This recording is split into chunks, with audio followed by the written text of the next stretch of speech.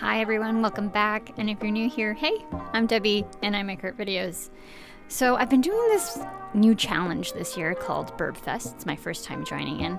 And I've been doing this kind of like early 1900s Naturalist Journal kind of thing. Anyways, I'll show you what I mean.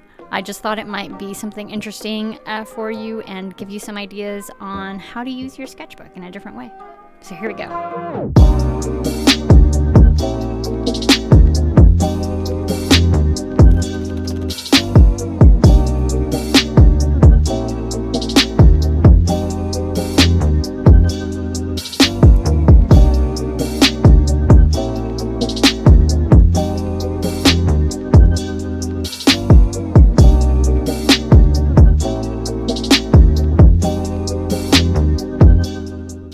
So I started off by aging the page, and I'm using just watercolor for that. So I used a few different kind of like earthy tones, and I did some splatters and kind of smeared it up a bit. I think I would have gone darker, or I should have gone darker, and I will definitely try that next time. I think you could probably do this with tea or coffee as well.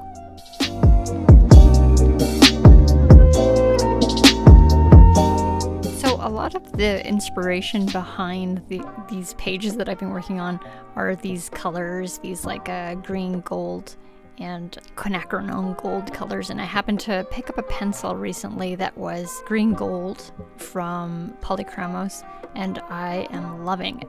And I think it looks really great and really provides me the effect that I want with these pages. So I found this reference image on the internet, and that's what I'm using. It's not a very high res image, but I thought that would be helpful for the painting process to just like not get me into the details too much too soon. Quinacridone gold is one of my favorite colors, and I recently re-added it back into my palette, and it's pretty awesome. I might do a video just on that color because I'm obsessed. In my opinion, a key part of the look is having the text, because you want it to look like you're taking notes about this animal, so this bird in this case. And I'm using my fountain pen with fountain pen ink. It's not waterproof, so it does bleed later, but I don't mind that effect. However, I definitely need to work on my handwriting and get it a little bit tidier because it was getting sloppy there.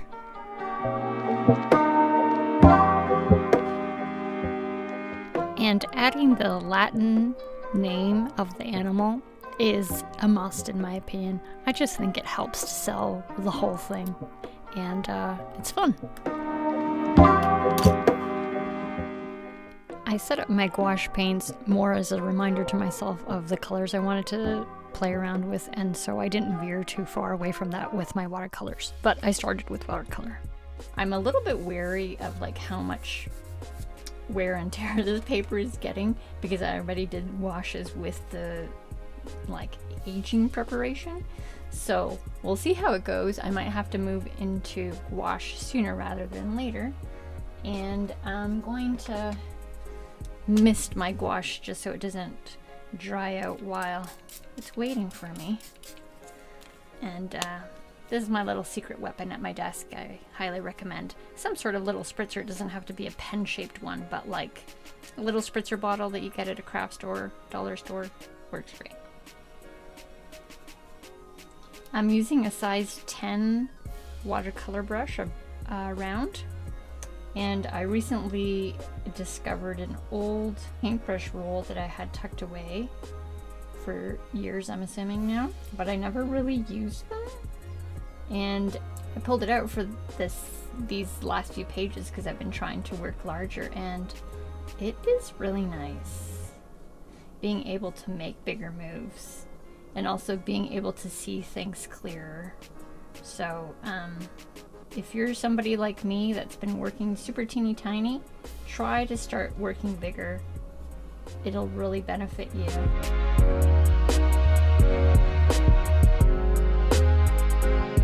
The downside to working on a multimedia paper or a thinner weight paper. If you don't know, paper is described by, the thickness is described by weight, which can be confusing. So this is a very lightweight paper. The drying time is a little bit lighter because it's not so absorbent like watercolor paper. So in order to not destroy the surface, I'm gonna let it dry. I mean, you should do that on watercolor paper as well, but it's even more imperative when you're using a low-grade paper because it's easier to damage.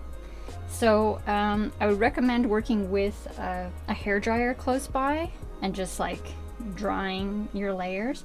And I'm gonna be using the ceramic palette of colors as well as this palette paper.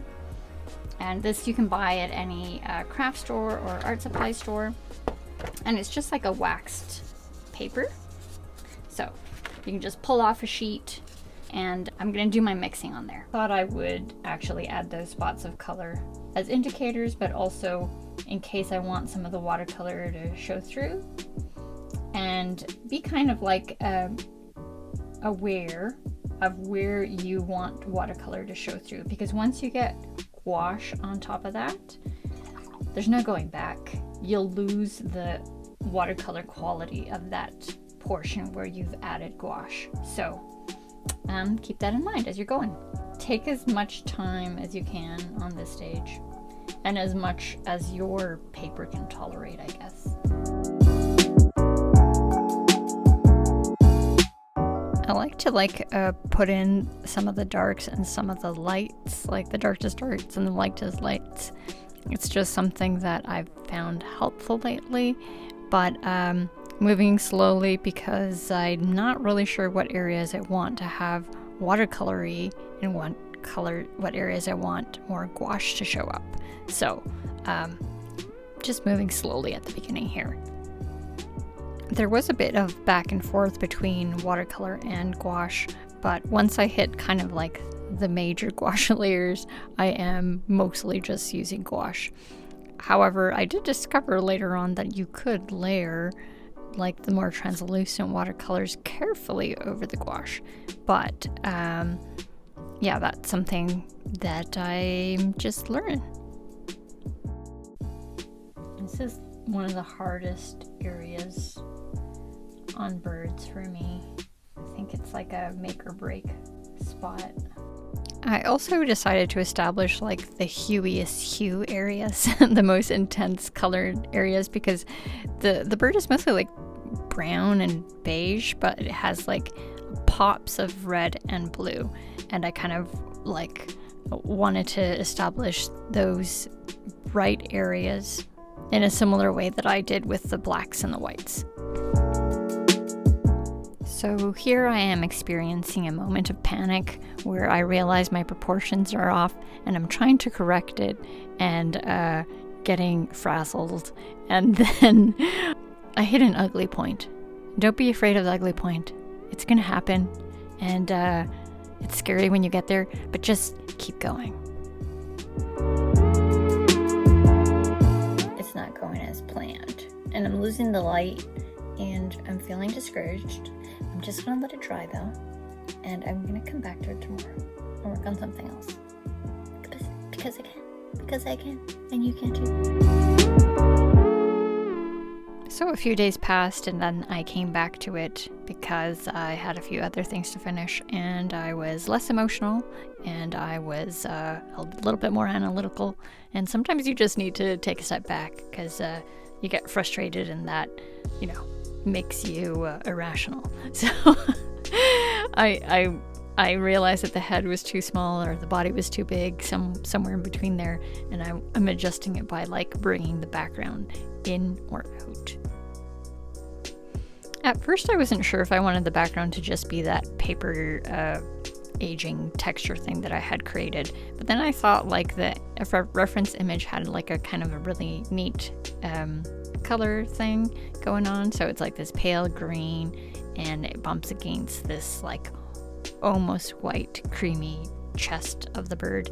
And although it's not a very big color transition, I felt like that's kind of the look that I was looking for. So if you're not familiar, there's this artist named Walton Ford who kind of works in this sort of like allegorical, but also old Audubon Society kind of illustrations, you know. And I was lucky enough to see some of these in a gallery in Berlin when I used to live there. And they struck me. They're just, first of all, the size. They're gigantic. Anyways, there's something about it that I like with like, it's something about the yellow and the cream or the white and these like moments of like contrast that aren't really high contrast, but somehow they are. I'm trying to figure it out. Anyways, that's what I was thinking about while I was working on this. The beak turned out to be really tricky, and I went back and forth a lot, but I think in the end I kind of got sort of like the effect that I wanted by like dry brushing some white on there. And I think it turned out, it could have been a little bit longer, but these are all like proportions that I missed in the drawing process, so take your time in the drawing process. My bird started coming together when I got the right white like creamy color that I was looking for. And there's something about that little bit of almost white creaminess against the yellow. I just really like it, and I think that that's kind of the look that I'm trying to emulate. I didn't want to look at the reference of that artist or other of these historical artworks because I wanted to kind of figure it out on my own. And now that I've gone through this exercise, I can like actually look at the references and see what it is exactly that I was searching for. But I feel like I kind of figured it out, and I just wanted to go through that exercise. You could always just look at the reference though, shortcut it.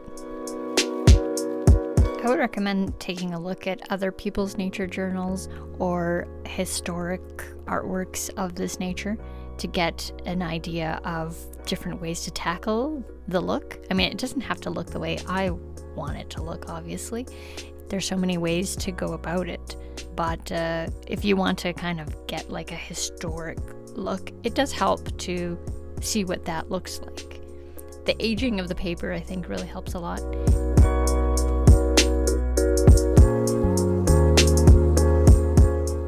One of the things that I'm trying to work on with painting is contrast. It's something that I struggle with, and I hope that this little portion of the painting kind of demonstrates how something can look very blah or unreadable, and if you get the shadows or the lights a little punchier, it just reads better sometimes.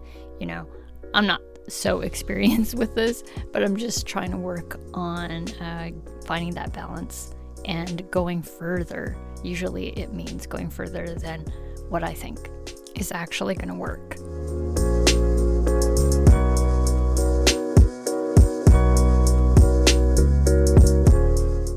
I decided to punch the green gold instead of the quinacridone gold, which is greener as opposed to more golden, and I think I kind of went off track a little bit there, and I probably should have kept the more yellowy golden color instead of pushing that green, so it kind of clashes a bit more and is less harmonious than I would have intended. But you know, you live, you learn. And you can detail and detail till the cows come home, but at some point you have to stop.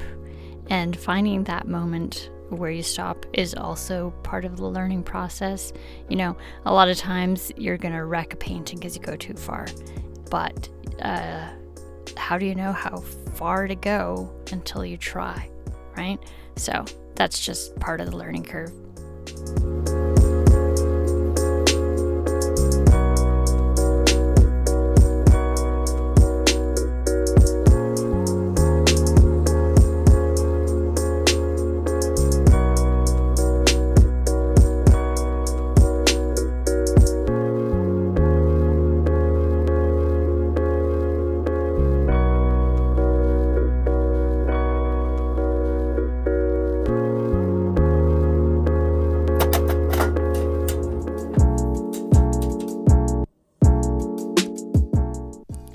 wanted to finish off with a few little details with the Inktense pencils that I've been using lately. I've had them for a few years, but I haven't really delved into them too much until recently, and they provide a really nice texture, and you'll see me here dipping it into the water, and then you can activate it that way. They're similar to a watercolor pencil, except it's an ink color instead of watercolor, so it's more permanent, so keep that in mind.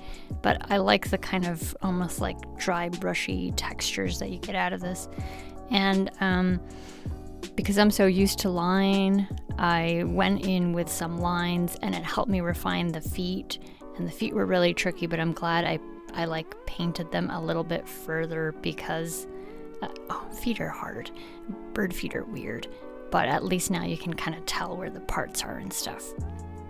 And I'm pretty proud of the beak and the feet areas because those were really hard for me. I put a Pinterest board together for you guys to give you an inspiration for this kind of Naturalist Journal project. So please check it out. I'll have it in the description. And I really hope you try it sometime, or at least take a look and see if you could take it in a different direction. So I just wanted to show you guys the evolution of this idea.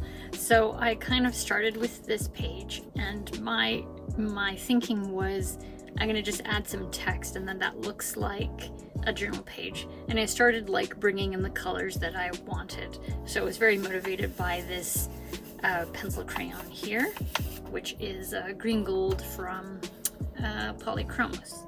And then in the next page, I kind of went further into the color exploration, and I'm like, it definitely needs to have this kind of like golden hue.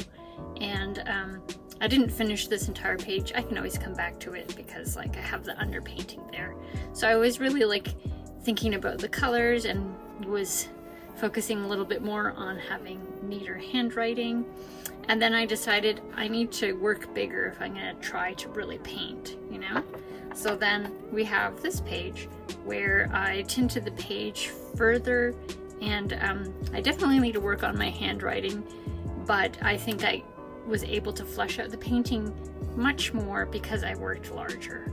And that's something that I'm really trying to do more because I'm used to drawing little teeny weeny things, and for painting I find it really challenging to really be able to make the marks that you want to make in a really small space. So I'm going to keep developing this, but I thought it would be good to see that how, you know, an idea can progress and how you can refine it as you go along. Well, thanks for watching, everyone, and I hope you found that informative. I learned a lot during the process, and I'm definitely going to keep working on this look that I'm developing, and I hope that that motivates you to maybe look into some aspect of nature that you really enjoy. Maybe it's mushrooms, maybe it's flowers, and you know, attack it in a maybe more studious way, but also with an artistic intention. So until next time, I'll see you guys later.